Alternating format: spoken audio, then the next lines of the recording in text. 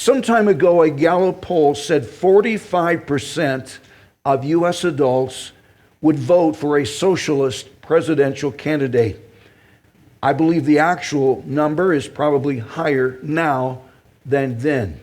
That's because generations have been indoctrinated in socialism and communism in secular colleges and universities. The man that made socialism palatable to the masses was Karl Marx.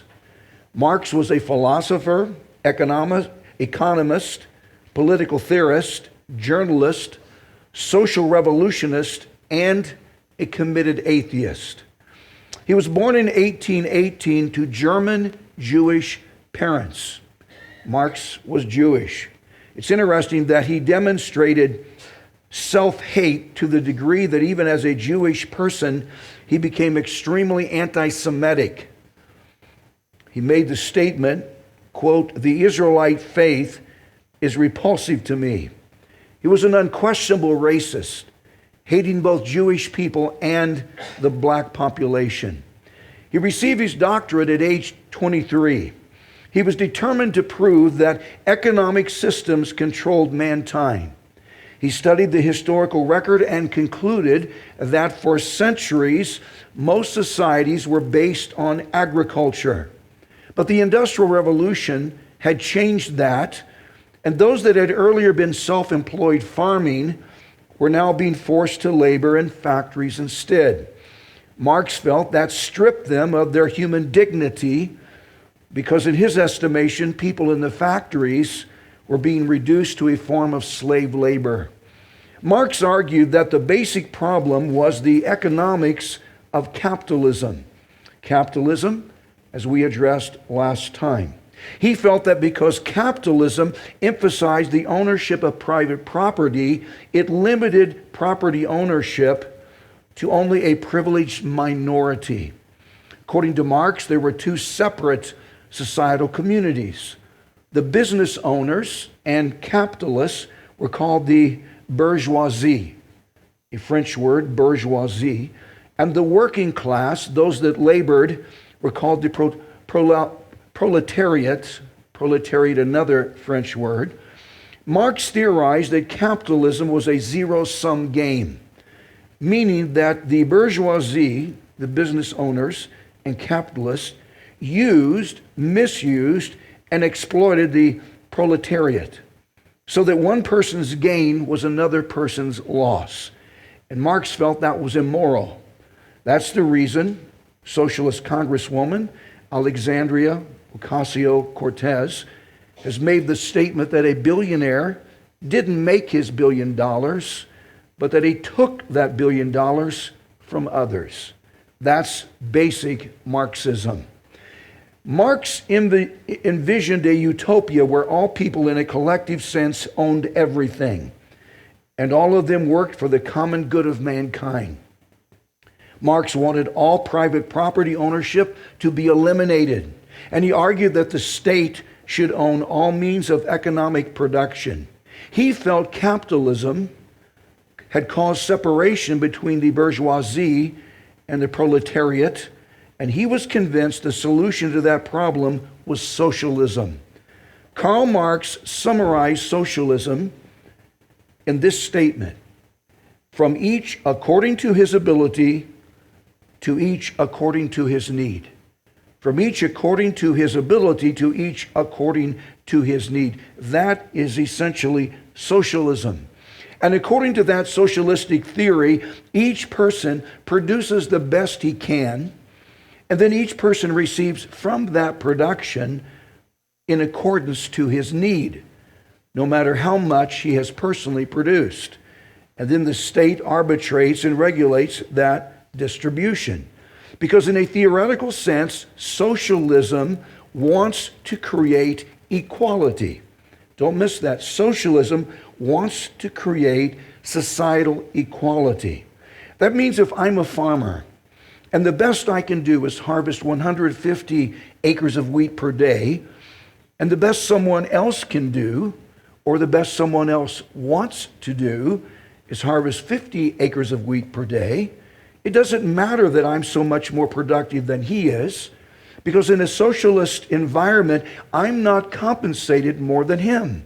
So what incentive does socialism give to someone to produce more? None. None. Socialism is demotivating. Socialists don't understand that there's never going to be societal equality. Matthew 26, verse 11, Jesus said, "For you have the poor with you." How long? How long will there be poor? Always. According to Jesus, we're never going to completely eliminate income equality and poverty. That is this side of heaven. Let's see some definitions. Capitalism, and this is from last time, is an economic system where material goods and capital, and we define capital here as existing in the form of financial assets, real estate, a skill set, tenure, intellectual property, and copyrights, but a system where material goods and capital and the means for creating material goods and capital are owned and controlled by private individuals and or corporations competing together in a free market. That's capitalism, and we addressed that last time. Now notice definition. Socialism is an economic system where material goods and capital and the means for creating material goods and capital are owned and controlled by the community as a whole in a collective sense, usually through a centralized government rather than through individuals and private companies. And then this definition, communism is an economic and political system where material goods and capital and the means for creating material goods and capital is both government owned and government controlled. Private ownership of real estate and or business is not permitted under communism. The state owns it all. Remember three things about these ideologies. One, socialism and capitalism are exact opposites. Exact opposites. Second, true socialists are anti-capitalist, and true capitalists are anti-socialist. And then third, all communists are socialists, but not all socialists are communists yet. Yet, because socialism is a transitional economic system. Socialism is the transitional stage between the overthrow of capitalism and the realization of communism. From a theoretical perspective, both socialism and communism share the same ideals and philosophical construct. Communism just takes socialism to its logical and final conclusion. The mastermind behind the 1917 Russian Bolshevik Revolution, who then became head of the Soviet Union, was Vladimir Lenin. Vladimir Lenin, he made the statement, the goal of socialism is communism. The goal of socialism is communism, and that's the unfortunate direction we are going in as a nation. Someone said the difference between socialism and communism is communists shoot someone, socialists just cause someone to be miserable for a lifetime. Neither is an acceptable option. Listen to the illogical logic some socialist progressives use on Christians. Notice, premise, Jesus wants us to care for the poor. Jesus wants us to care for the poor. Second premise, socialism cares for the poor. Socialism cares for the poor. Conclusion, therefore, Jesus wants us to embrace socialism. The argument is because Jesus wants us to care for the poor, and because socialism supposedly cares for the poor, then Jesus wants us to be socialists. That sounds like a logical argument, except it isn't. Let's address that argument. The first premise is that Jesus wants us to care for the poor, and that premise is true. Jesus does want us to care for the poor and those that are in need. Jesus actually assumed that we do that.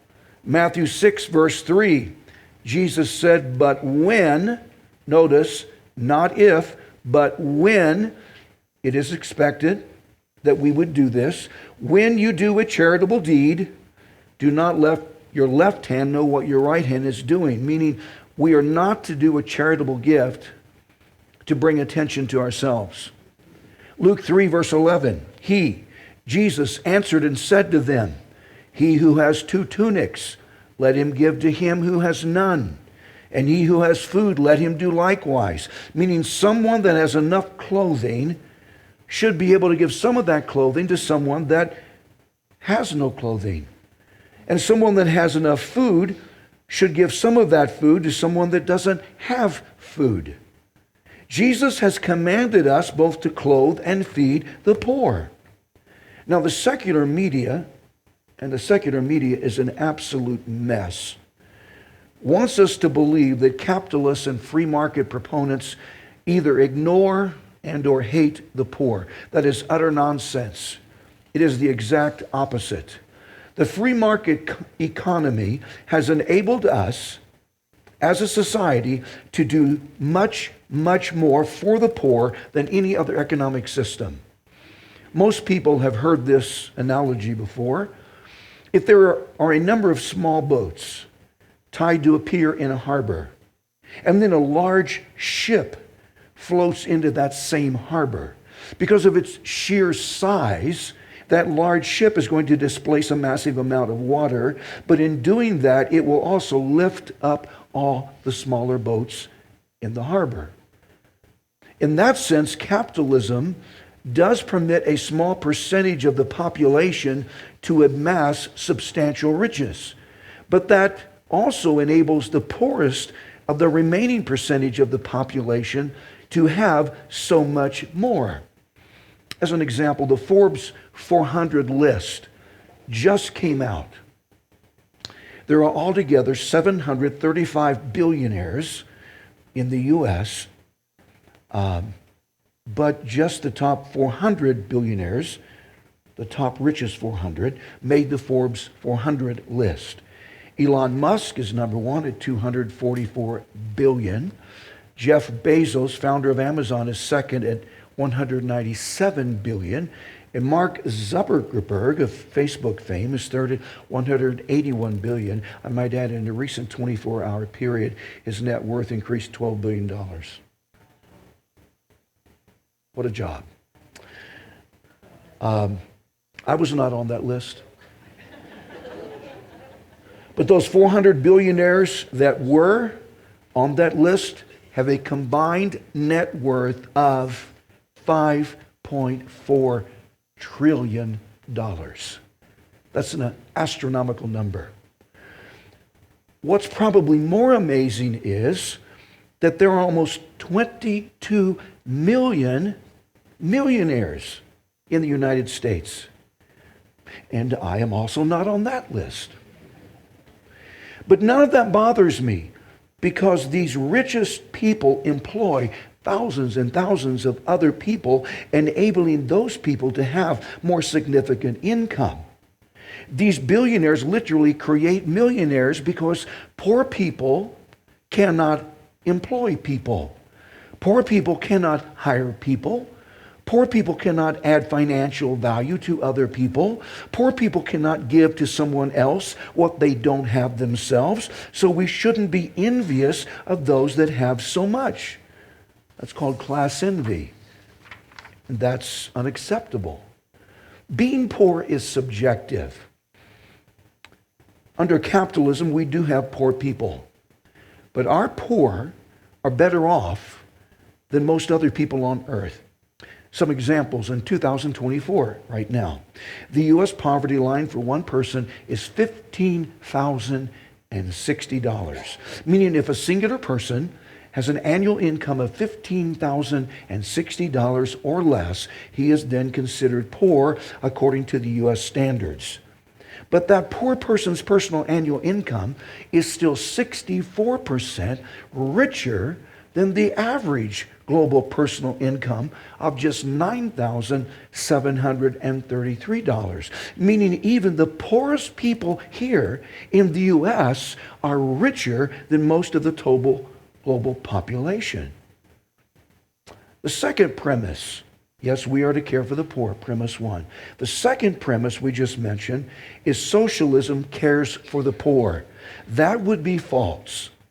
Some Christians are naive enough to believe that we share some of the same ideology from this current socialist movement because it seems to them Christianity and socialism are both focused on the poor. So according to them, we have that in common.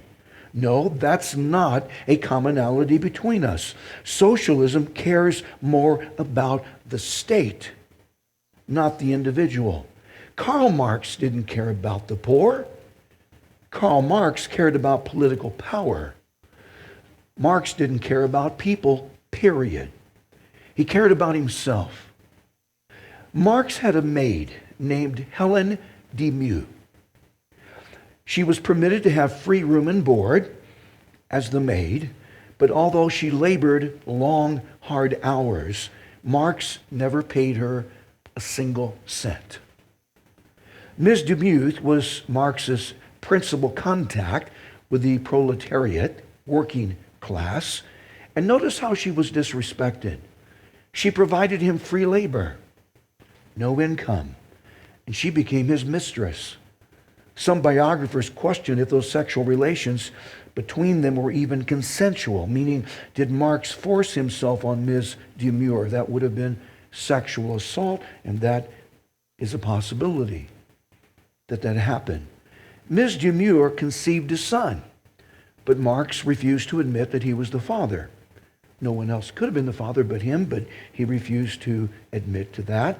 The child was sent to be raised in another home and was sometimes permitted to see his mother if he used the back door to the house only, and if he only visited her in the kitchen. Her son, his son. And Marx never paid child support. These historical revisionists on our college campuses that argue that Marx was all things social justice are absolute fools.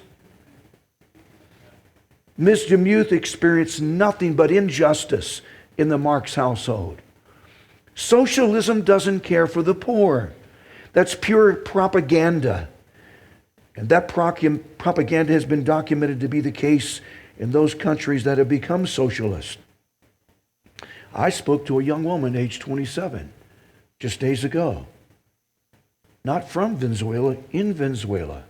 I actually spoke to her in Venezuela via computer. I said, "What is your background?" She said, "I have a degree in engineering." "Are you employed as an engineer?" She said, "No. Our government is so corrupt. Businesses have left Venezuela. There are almost no employment opportunities." I said, "Do you wish to stay there?" She said, "We want to stay here because our families are here, but we might have to move out of Venezuela." That is a socialist country. But in the interest of argumentation, let's pretend, to illustrate the silliness of this socialist argument, we're going to pretend that second premise is also true. Now, we're just pretending. We pretend that the second premise is true, that socialism does care about the poor. If we pretend that, then we now have two premises that are true. Jesus wants us to care about the poor, and socialism cares for the poor, so therefore Jesus wants socialism. I argue that even if those first two premises were true, it still doesn't necessarily mean that conclusion is true. And let me demonstrate that. Just substitute two different true premises and see if the conclusion is true. Premise one, it is good for our lawn to be watered. Would we agree? I have no grass in my front lawn. It's artificial, green 365. But it is good if we have grass for our lawn to be watered. Agree? Second premise, a flood of Genesis proportions would water our lawn. Now remember, the Genesis flood was a global flood. And a global flood would water our lawn. Conclusion. Therefore, a flood of Genesis proportions is good for our lawn. I don't think so. Another premise. Jesus wants criminals to be punished. That's called justice. And that is true. Second premise. Vigilantism punishes criminals. Vigilantes are people that attempt to enact justice without the legal authorization to do so. A lynch mob could be considered vigilantes. So Jesus wants criminals to be punished, and vigilantism punishes criminals. Conclusion, therefore, Jesus wants vigilantism. No. Both of those examples are absolute nonsense. The essence of these arguments is that if a particular means achieves a desirable objective, then that particular means must be something good and something that we should want. But we have just demonstrated that logic is illogical. It's interesting. Secular progressives that reject the authority of Scripture then use and misuse Scripture in an attempt to bring justification to their socialistic ideology. I mean, these are people that argue the Bible's full of errors and then appeal to the Bible to justify socialism. These people actually argue that there are biblical statements that support socialism and communism. The note sheet mentions the most often used and misused text. Let's notice some of them. Acts 2, verse 44 and 45. Now all who believed, these are those Messianic Christians that were a part of the original Jerusalem church. Now all who believed were together and, notice, had all things in common. Verse 45, and sold their possessions and goods and divided them among all. Now notice, divided them among all as anyone had need. Understand, this wasn't a blanket distribution. This was a need-based distribution. If a need occurred in the congregation, then financial resources were extended to that person to meet that need. Acts 4, verses 32 and 34 through 37, verse 32. Now the multitude of those who believed were of one heart and one soul. Neither did anyone say that any of the things he possessed was his own. There was no selfishness in the earliest church. But notice, they all had things in common. Verse 34, nor was there anyone among them who lacked, for all who were possessors of lands or houses sold them and brought the proceeds of the things that were sold. Verse 35, and laid them at the apostles' feet, and they distributed to each, notice, each, as anyone had need. Verse 36, and Joseph, who was also named Barnabas by the apostles, which is translated son of encouragement, a Levite of the country of Cyprus, having land, sold it and brought the money and laid it at the apostles' feet. Some progressives believe the language used in these passages suggests that those earliest Christians at the first church at Jerusalem practiced a form of socialism or primitive communism. No, I don't believe that was the case. The churches started earlier in the second chapter of Acts. Thousands of Jewish people from numerous foreign countries had come into Jerusalem to celebrate the annual Jewish feast called Pentecost. Simon Peter used that occasion to preach an extremely convicting sermon to a large segment of that Jewish population. That sermon is found in Acts 2, verses 14 through 39. And in that sermon, Simon Peter basically accused them of murdering the promised Messiah. Something that no modern preacher would dare do. In a historical sense, he was correct. He told the multitude to repent from that sin of rejecting Jesus, and 3,000 of them did. Those 3,000 Jewish people made a deliberate, radical, counter-cultural decision to receive Jesus, to receive Yeshua as the promised Messiah, and trust him to save them from sin. But that was just the beginning.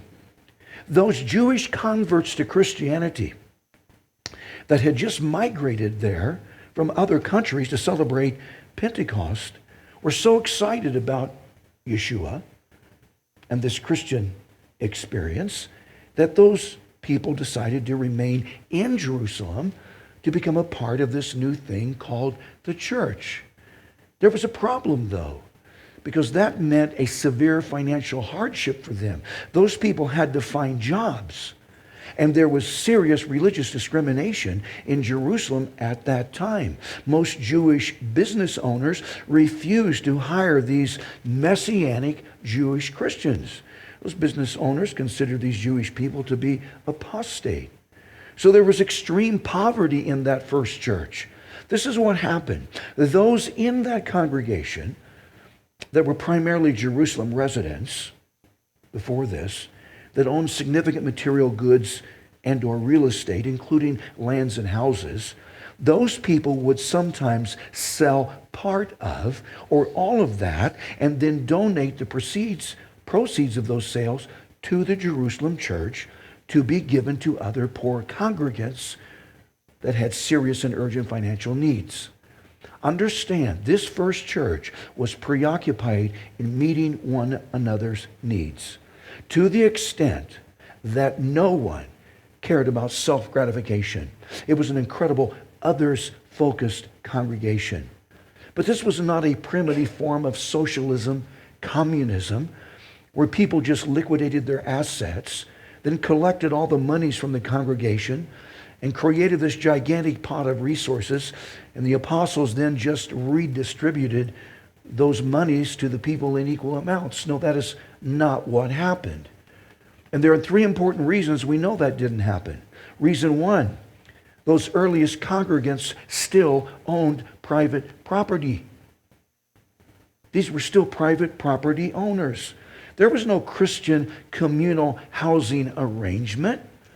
The book of Acts is a historical record of how the first church started at Jerusalem after Jesus ascended into heaven, and then how that congregation reproduced itself in beginning other congregations and then expanded into other geographical regions. And throughout that historical record, those earliest Christians are described possessing their own individual houses. Let me demonstrate that. Acts 8, verse 3. This is a comment on Saul's pre-salvation persecution against the church.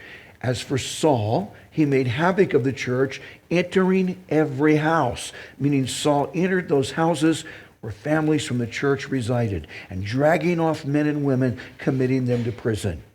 Acts 9, verse 11. Saul became a Christian in the first part of chapter 9, and then sometime after that, his name was changed from Saul to Paul.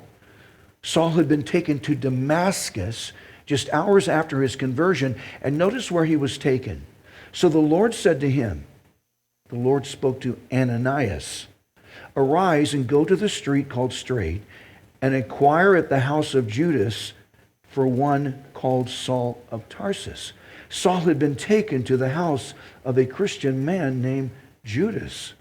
Acts 10, verses 5 and 6. "Now send men to Joppa, and send for Simon, whose surname is Peter." Verse 6, "He is lodging with Simon a tanner," meaning he made leather goods. This is another Christian named Simon. So Simon Peter was a guest of Simon the tanner, whose house is by the sea. Acts 12, verse 12.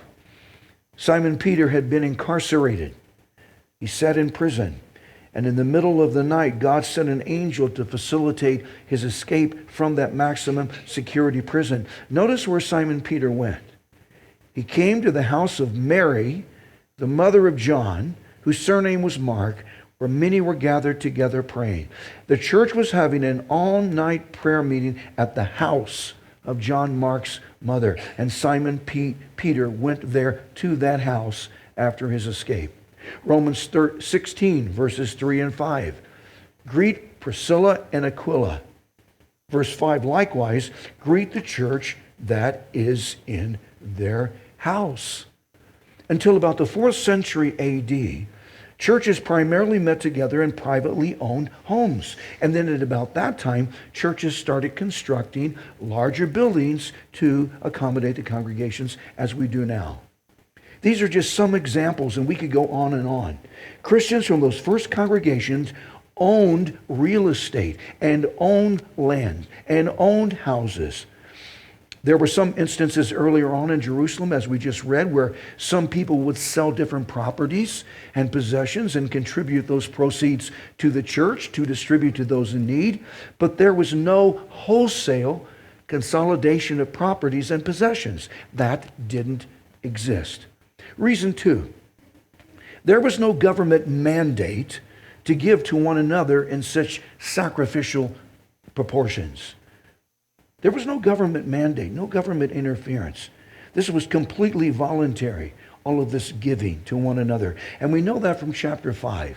And I understand this is familiar. Acts 5 verses 1 through 4 describes a selfish husband and wife team that wanted recognition in the church. This couple announced to the congregation that they were selling some real estate and that they were giving all the proceeds from the profit of that sale of that real estate to the church. No one forced them to do that. No one required them to sell that land. And if they did sell that land, then no one required them to give any part of the profit from that sale to the church. This was a completely free will, voluntary decision on their part. But then after the land had been sold, and we assume it sold for more money than they thought it would sell for, after the land had been sold, the two of them decided to renege on that earlier commitment and keep some of the profit for themselves and just not tell anyone. That was problematic because God expects us to do what we say we're going to do. We don't announce in public we're going to do something from God and then don't do that something, but still pretend we did. And that's what happened here. Verse 1, but a certain man named Ananias with Sapphira his wife sold a possession. This was real estate. This was some land. Verse 2, and he, Ananias, kept back part of the proceeds from the sale of the land. His wife, also being aware of it, and brought a certain part. Remember, he had announced to the congregation earlier he would bring all of the proceeds from the sale of the land to the church. But he brought just a part of the monies from that sale and laid it at the apostles' feet. Those deceitful congregants thought that no one would ever find out what they did, that they had kept back for themselves part of the profit proceeds from the sale of the land. But God revealed that secret to Peter. Verse 3, but Peter said, Ananias, why has Satan filled your heart to lie to the Holy Spirit and keep back part of the price of the land for yourself? Simon Peter said, Ananias, what were you thinking, man? Notice verse 4. While it remained, meaning before the land was sold, was it not your own? And after it was sold, was it not in your own control? Ananias owned that land. It was his possession to sell, and once it had sold, it was then his prerogative to keep the money from that sale, or he could invest that money, or he could give some of that money, or give all of that money to the apostles, as he had promised to do. But that example illustrates that God recognizes the right to own personal property. I should add that God, after this scenario happened, struck both Ananias and Sapphira dead in church. That reminds me, in 1972, Jim Croce sang a song entitled, You Don't Mess with Jim. Jim was a fictitious, bad pool hustler that operated from an underground pool hall on 42nd Street in New York City. And that song said, you don't tug on Superman's cape. You don't spit into the wind. You don't pull the mask off the old Lone Ranger, and you don't mess around with Jim. We should add one more line, and you don't lie to God. Amen. Jesus commands us to care for the poor, but that command was never directed to secular government. The government is free to do that to some degree. That's okay. But the injunction to care for those in need is primarily addressed to us as Christians. We should be motivated to give to someone in need from a love for God and people, not because a tax code or government entity forces us to do that. These earliest Christians practiced extreme voluntary generosity.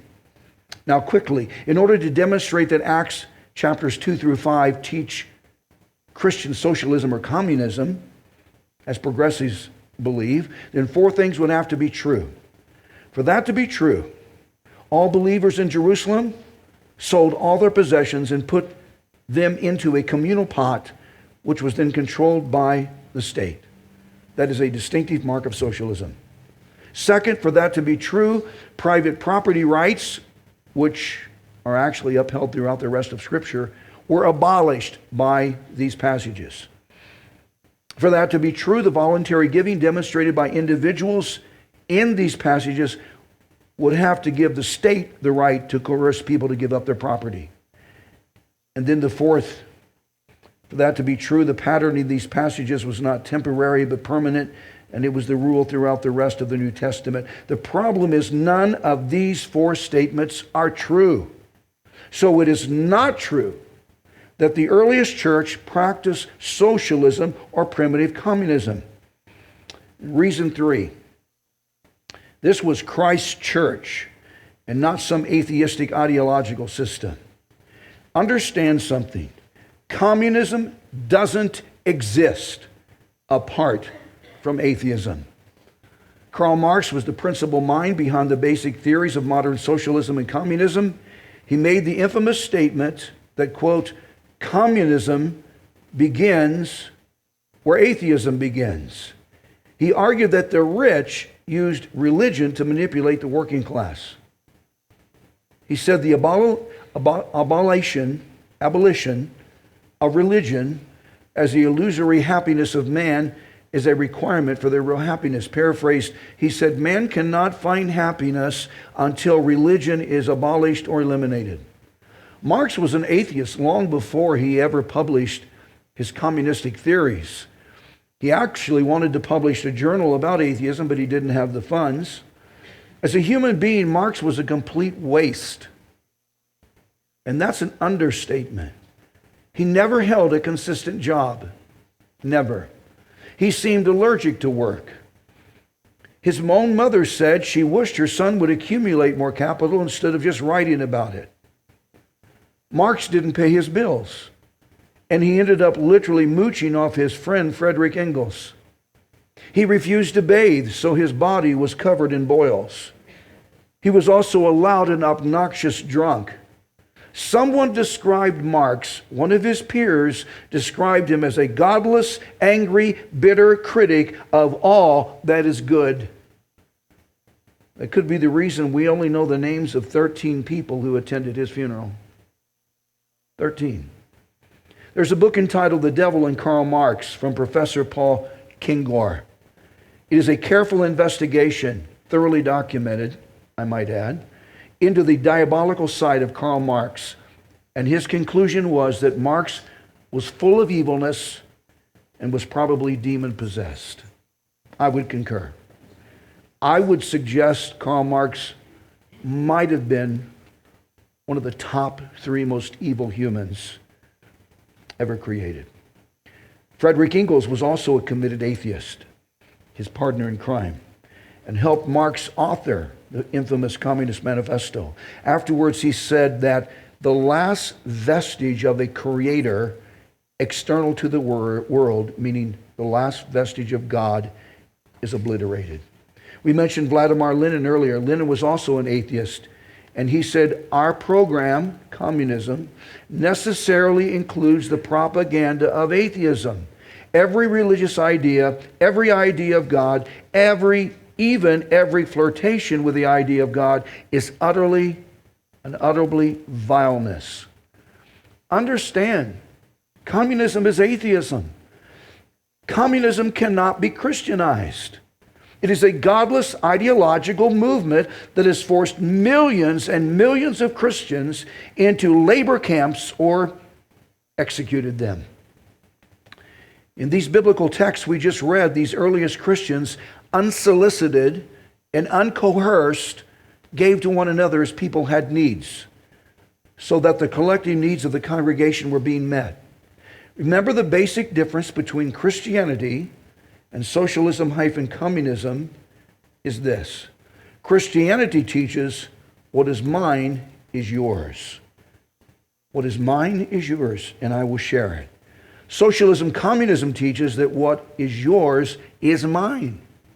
What is yours is mine, and I will take it. Under socialist communist governments, people are forced to give, sometimes through excessive taxation, or sometimes people's monies are just outright taken from them. And those people have no control over how much is taken from them or to whom those monies are given. One example of that, in 2008, President of then socialist Argentina was Ms. Cristina Kirchner. Miss Cristina Kirchner seized 29 billion, not million, she literally stole $29 billion of the private retirement savings from Argentina workers, and she used that stolen retirement money to fund her socialist projects. That's socialism communism. Some people have the mistaken illusion that Jesus was a socialist. That idea is becoming more and more common. One such person is political activist and serious progressive Reverend William Barber II, a retired Disciples of Christ minister, now a professor at Yale Divinity School. He spoke to the Democratic National Committee, and he told them the Bible promotes socialism. This is his argument. Listen carefully. He said the Bible promotes socialism because Jesus offered free health care to everyone, and he never charged a leper a copay. That sounds so clever. And he received a thunderous standing ovation from all those secular progressives in the room. But that sort of religious rhetoric is nonsensical and irresponsible because we aren't Jesus. Think through this, people. Jesus was God, and God's resources are never expended. They're still there in the same amount. So it cost Jesus nothing to provide someone health care. But now even free health care still costs someone something. Someone paid for that health care, even if it wasn't the patient himself. Socialists don't understand that other than salvation, nothing is free. Nothing. Jesus wasn't a socialist. Matthew 5, verse 17, Jesus said, "Do not think that I came to destroy the law," meaning the Mosaic law, "or the prophets. I did not come to destroy, but to fulfill." According to this text, Jesus said he fulfilled the Old Testament Mosaic law. The Mosaic law is found in the first 5 books of the Old Testament. Those books are called the Pentateuch, or the Torah, the books of the law. Most theologians contend there were 3 fundamental components to the Mosaic law. 1, the moral law, containing the 10 Commandments. 2nd, the ceremonial law, which was very complicated. And then 3rd, the civil or judicial law. Those Mosaic instructions encouraged private ownership of property. And in particular, the 10 Commandments actually protected someone's private property. Notice Exodus 20, verse 15. This is commandment number 8. You shall not steal. What does that mean? You do not steal someone else's personal private property. Then Exodus 20, verse 17. This is commandment number 10. You shall not covet your neighbor's house. You shall not covet your neighbor's wife. Now, our marriage partner isn't to be considered property, but it's included here. I don't own Hopi. An argument could be made she owns me. You shall not covet your neighbor's house. You shall not covet your neighbor's wife, nor his male servant, nor his female servant, nor his ox, nor his donkey, nor anything that is your neighbor's. That means do not covet someone's personal property. And in particular, the biblical text reads, do not covet our neighbor's house and his possessions. Don't miss this. If a man cannot own his own property, then he has forfeited his personal freedoms and is at the mercy of the state. That's the reason Marx hated ownership of private property. Danish progressive socialist politician Ida Auken authored an essay called Welcome to 2030. In that paper, she described what she imagined global economic conditions to be in 2030. The World Economic Forum got word of that essay, summarized that essay, and published it, and said that in just half a decade from now, 2030, that, quote, we'll own nothing and we'll be happy. We'll own nothing and we'll be happy. That's socialism, and that is a lie from the pit of hell. Jesus was not a socialist. His attitude and actions were consistent with the Old Testament Mosaic law. And if he were here this morning, I believe he would be a sanctified and compassionate capitalist. Social justice is a phrase used on college campuses throughout the media. Let's define social justice in its modern context. Modern social justice is a concept some use to describe the movement towards a socially just global society. Social justice is based on human rights and equality and involves a greater degree of economic egalitarianism through progressive taxation, income redistribution, and even property redistribution. As an economic doctrine, egalitarianism is the driving force behind socialism and communism. It is economic egalitarianism that tries to remove economic inequality through the redistribution of wealth. This economic egalitarianism is implemented in social welfare programs where progressive tax policies take proportionally more and more money from those that have in order to give to those that don't have. There are two fundamental problems with the economic egalitarian socialist doctrine. One, there is a mistaken premise that those who are rich have become rich through exploiting the poor. That is problematic. That is so false. That's the mantra of social justice warriors. According to them, the rich are rich because those evil rich people have exploited or taken advantage of the poor. In some instances, we should admit that has happened. Yes, it has. But that isn't capitalism. That is an abuse and misuse of capitalism.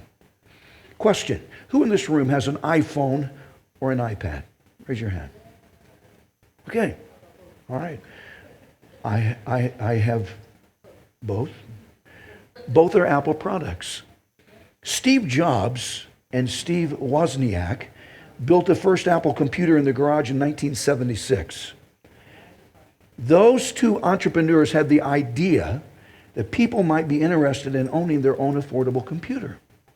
But there wasn't enough money for them to start producing computers, so they found funding from a capitalist, a venture capitalist and semi-retired Intel product marketing manager named Mark Markula. Mark Markula invested $250,000 into Apple computers at the beginning. $250,000 in 1976 would be equal to $1.38 million. Now, that was a sizable investment on his part. But boy, it paid off. After almost 5 decades, Apple is now an international mega corporation that is valued at more than $3.2 trillion. $3.2 trillion. I'm not accustomed to using the T word, but that's it. That's more than any other corporation. It has 161,000 full-time employees, 531 retail stores in 25 countries, and 2 billion customers are now using Apple products, including me. It was capitalism that permitted those entrepreneurs to solicit the startup funds needed to begin what is now the largest traded public company in existence. Did Steve Jobs and Mike Wozniak steal from the poor to establish Apple? No. Those men secured a loan from a capitalist that wanted a return on his investment, and he got one. And in creating computers, those men also created wealth. Wealth for themselves, wealth for Apple employees and stockholders. Venture capitalism didn't harm the poor. Second problem, and we're finished. The second problem with economic egalitarianism, that socialist societies aren't workable. There's not a single example of successful socialism. No one can name one. Democratic socialist Bernie Sanders, who is himself a piece of work, has argued that the Scandinavian countries are socialist. No, the Scandinavian countries themselves have come out in public and claimed to be free market capitalist, not socialist. I read about an economics professor who announced he had just failed an entire class in one of his courses. That class was full of millennials that argued that socialism was fairer than the current capitalistic system, and that socialism would remove property and social economic class struggles. So this professor, college professor, decided he would conduct a socialistic experiment. So he announced to the class and said that all test scores would be averaged, and in doing that, although no one would receive an A, also no one would receive an F. So that should prove to be the great equalizer. After the first test, the grades were averaged and everyone received a B. The students that studied hard were upset because they did A work and only received a B grade. Students that slacked off and didn't put out much effort were excited because they also received a B, and that was good enough for them. For the second test, the students that slacked off the first time didn't study at all this time because they were counting on the students that studied hard to maintain that commitment to academic excellence. But those students that had studied so hard before lost the incentive to study, since no matter how well they performed on the test, it wasn't going to get them an A. So after the test scores were averaged, all of them received a D. And no one was happy. That trend continued until after the third test, the average score was an F. The scores had never increased, and classmates were upset and blaming one another because no one wanted to study for the benefit of someone else. And who can blame them? This professor then announced to the class that just as the entire class had failed the course, so would socialism. And socialism has failed miserably wherever it has been tried. But there's an even darker side to socialism and communism. I want you to sit quietly, and I want you to watch this video. You can't kill an idea, but ideas can kill you. What if I told you that this has all happened before? The riots, the violence, church burning, attacks on police, destruction of private property, all in the name of equality. What is the deadliest thing mankind has ever encountered in world history? Is it disease? Famine? Nuclear weapons? Not even close. By sheer body count, it's an idea. This is the story of the deadliest virus in the world, communism.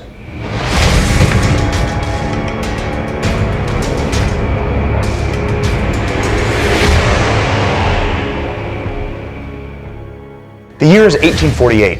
Europe is burning. Political upheaval leads to mass violent riots in over 50 countries. Buildings burn, shops are looted, and national militias are called in to quell the mob.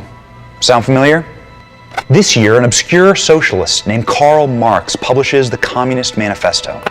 The Communist Manifesto outlines how to destroy capitalism and usher in communism through the means of socialism.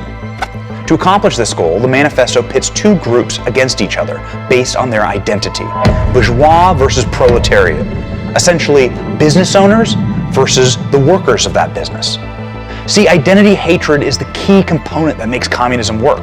The history of all hitherto existing society is the history of class struggles, Marx writes. Today, we would call this identity politics. The principle is the same. Define people by their groups and pit them against each other with a perceived injustice, and then violence. Marx embraces violence. He calls for the forcible overthrow of all existing social conditions and for the common ruin of the classes. What we are left with after this violent class warfare is a communist state. Marx spells out plainly what this looks like. Complete state ownership of your life. No private property. High taxes, government control of communications and media, government jobs for workers, government income for all workers, mandatory government education, and government that supersedes the church in power. These are the programs that the left is pushing today, nearly 200 years after the writing of the Communist Manifesto. And they're using identity politics and, yes, violence to do it. Remember, this is about power and control. In 1917, Marx's ideas got their big shot. Vladimir Lenin was a Russian Marxist living in exile in Switzerland during World War I. Lenin believed wholeheartedly in communism and saw the Russian political upheaval during the war as his shot to create a communist state. Shockingly, when Lenin asked the German military for passage to Russia in the midst of a war between the two countries, Germany enthusiastically said yes. The Germans treated Lenin and his communism as a deadly weapon to be used against their Russian enemy, a virus to infect the opponent and cripple them. The Germans agreed to transport Lenin across the front lines into Russia, but only via a sealed train, so Lenin and his virus could not break out into Germany. Unleashing the deadly weapon of communism on the Russian people was a horrifically effective tactic. As soon as Lenin arrived in Russia, he began to employ identity politics and social justice as a potent tool in his civil war. Lenin told his armed revolutionaries in 1918, "Comrade, hang, and I mean hang so that the people can see, not less than 100 known rich men. Do this so that for hundreds of miles around the people can see, tremble, know, and cry. They are killing and will go on killing." Lenin won using identity politics to pit groups against each other, incite violence, create anarchy, and then the virus took hold. Private property and businesses were immediately dissolved. Freedom of speech eliminated. Individual freedoms crushed. Economic collapse. Famine. Starvation. Secret police raids. Millions of Russians sent to concentration camps. More people were sent to concentration camps in communist Russia than in Nazi Germany. In spite of practiced horrors in Russia, communism spread, and always by force. Eastern Europe, China, Vietnam, Cambodia, North Korea, Cuba, and parts of Africa fell to communist revolutions and dictators. It's critical to note, this mass death is not caused by foreign forces, but from within. Communism kills in the name of equality. They kill their own people. Communists do not care. They are indifferent to the suffering. Man-made famines and mass starvation in concentration camps are the norm, the cost of social justice. The death toll numbers under communism are staggering. Eastern Europe, 1 million. Vietnam, 1 million. Afghanistan, 1.5 million. Africa, 1.7 million. North Korea, 2 million. Cambodia, 2 million. Soviet Russia, 20 million people. But nowhere is the genocidal, sociopathic bloodlust of communism more evident than the dark history of communist China. China became a communist state in 1949 after a bloody, prolonged civil war led by Mao Zedong. After becoming a communist dictator, Mao joked about the killing of business owners in his own country. 30 million people. We have so many people. We can afford to lose a few. Mao's attempt to industrialize China, known as the Great Leap Forward, murdered more than 45 million people in a few short years, many simply from starvation. A total of 65 million Chinese nationals were murdered under Mao's communism. Mao kept power in spite of the genocide. Communists never give up power, ever. They don't have to. The state is God and you are nothing. Mao's political party remains in power in China to this day, and they exercise an ironclad grip on its people. The Communist Party of China's failed response to the coronavirus cost many innocent people their lives. The virus outbreak, most likely from incompetent management of their own viral labs, was made exponentially worse by the communist regime's inability to admit wrongdoing and warn the rest of the world.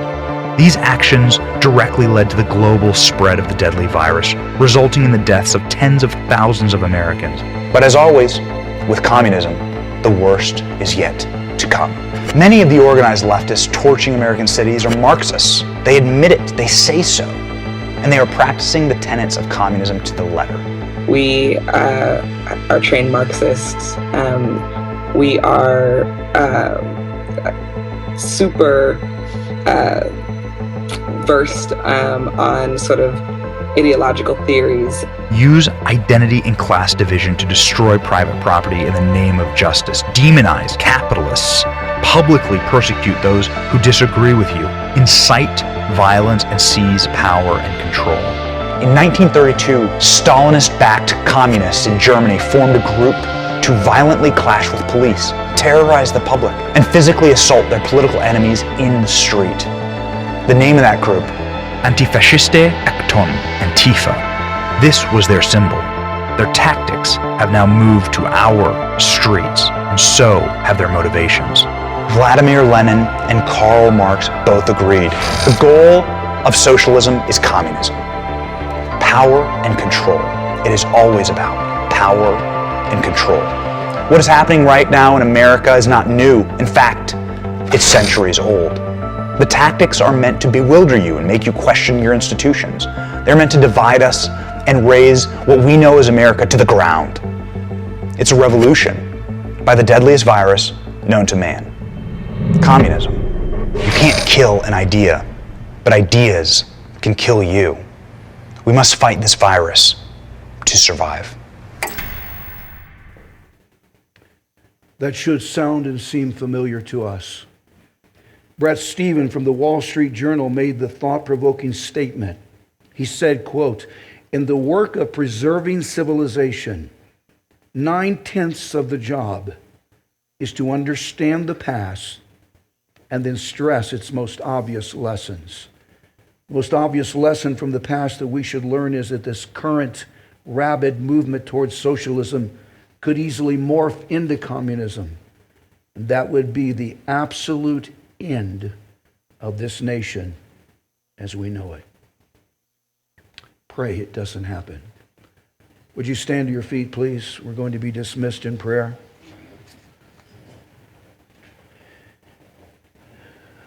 A few minutes later than normal, but I really don't apologize. I think this is very important for us to be exposed to this information because it's all around us.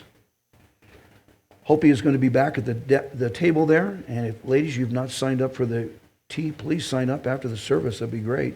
And thank you guys so much for being faithful and for coming. I hope you've learned something. Father in heaven, thank you for our time. This has been most unusual, I understand.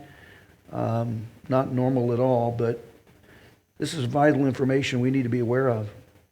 We're sitting on the precipice of destruction as a nation.